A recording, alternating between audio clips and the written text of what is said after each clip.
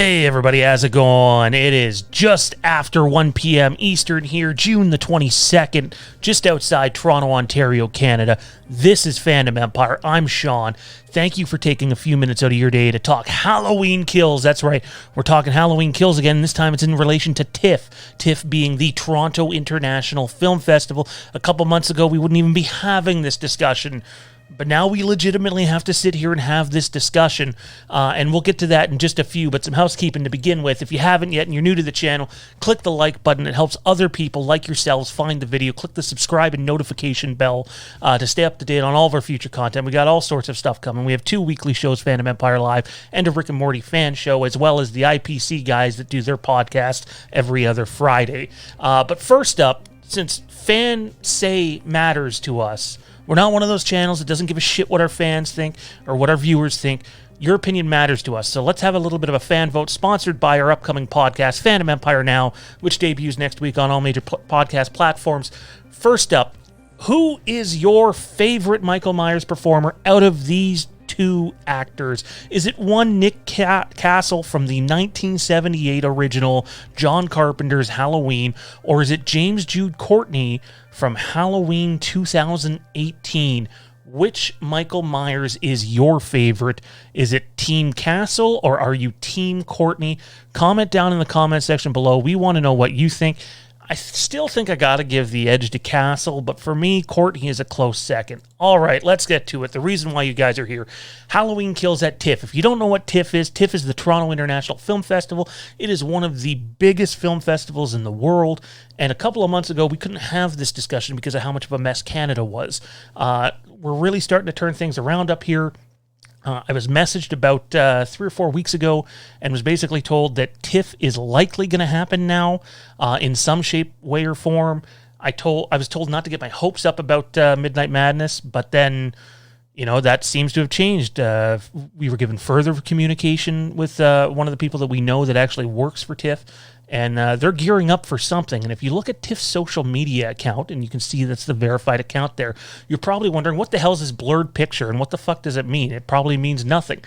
Well, that blurred picture you see there, if you're a Torontonian, or if you live in Canada, or if you visit Toronto frequently, is the big ball. It's like a golf ball looking thing, but it's huge, and you can find it over by the...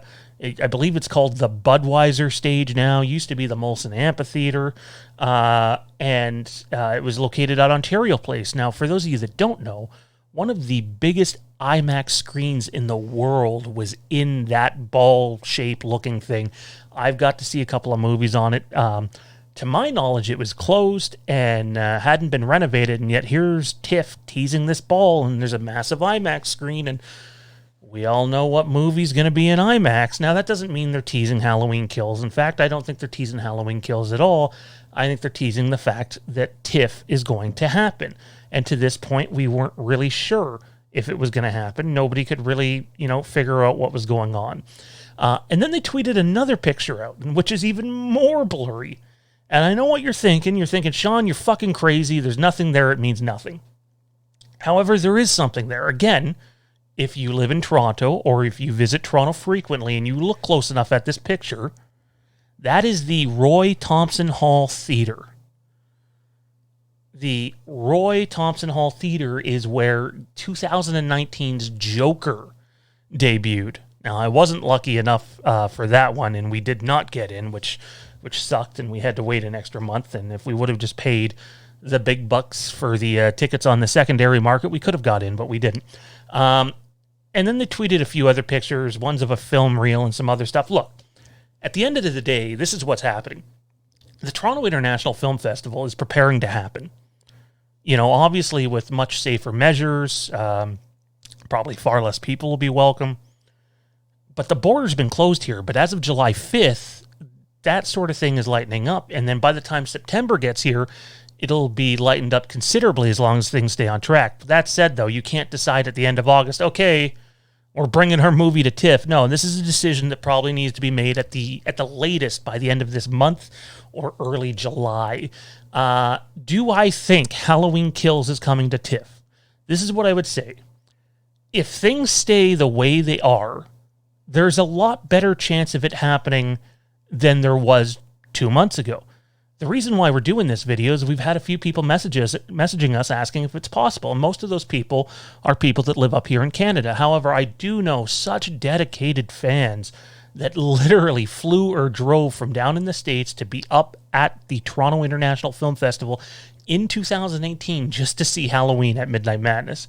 You have to remember, Halloween wasn't at Tiff as like a normal movie. It was just a special event only, Midnight Madness. You know, horror movies usually don't go to TIFF. That's just usually not how it works. But for Midnight Madness, that's a little bit of a game changer. So could Halloween Kills debut at TIFF still? Yeah, it's way more possible now than it was 2 months ago. But, you know, if someone told me, you know, I could win a house if I bet right, I would still probably say no, it's not enough time to get everything sorted out by. However, if there's a glimmer of hope, maybe there's something to hold on to. So Halloween Kills and TIFF is not completely off the table yet. However, that doesn't mean, you know, go start booking your flights or whatever and figuring out whatever you have to do to come see it and pay the outrageous amount of money you'll have to pay in order to get into this event on the secondary market. The truth is, at the end of the day, I think there's not enough time to get it done.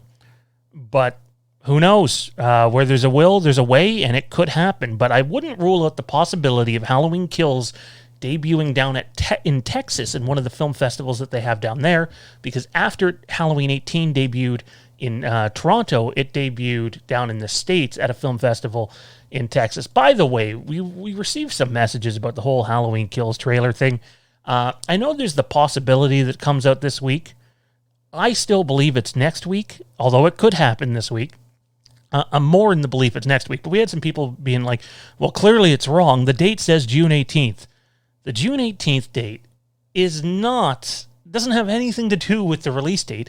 It's the date that the trailer was rated, and typically after a trailer's been rated, it's not held on to for more than a week or two. Now, there's the odd, you know, time where they might hold it for 3 or 4 weeks, but that's extremely rare. So again, not the date that it was supposed to be released, but rather the date that it was rated. And last but not least, no, we have nothing on the poster. At this point, they've held on this long. I suspect they'll release the poster on the same day as the trailer, maybe even later. I can assure you, though, the poster won't look anything like my lame-ass poster I have here. Keep up to date on all of our content coverage, everybody. We got Halloween Kills, Obi-Wan, Spider-Man No Way Home, Batman, Scream, House of the Dragon, Rick and Morty, Halloween Ends, Texas Chainsaw Massacre, and so much more. You can catch Fandom Empire live every Tuesday and Thursday, 9 p.m. Eastern on Tuesdays, and Thursdays is wrong. Thursdays is actually 8 p.m. Eastern. The graphics guy is going to have to fix that.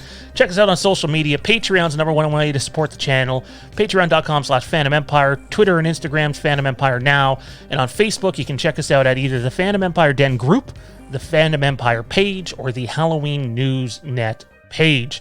Don't forget to click the like button, hit subscribe, and we will see you all next time. Don't forget, the boogeyman, he's in fact coming.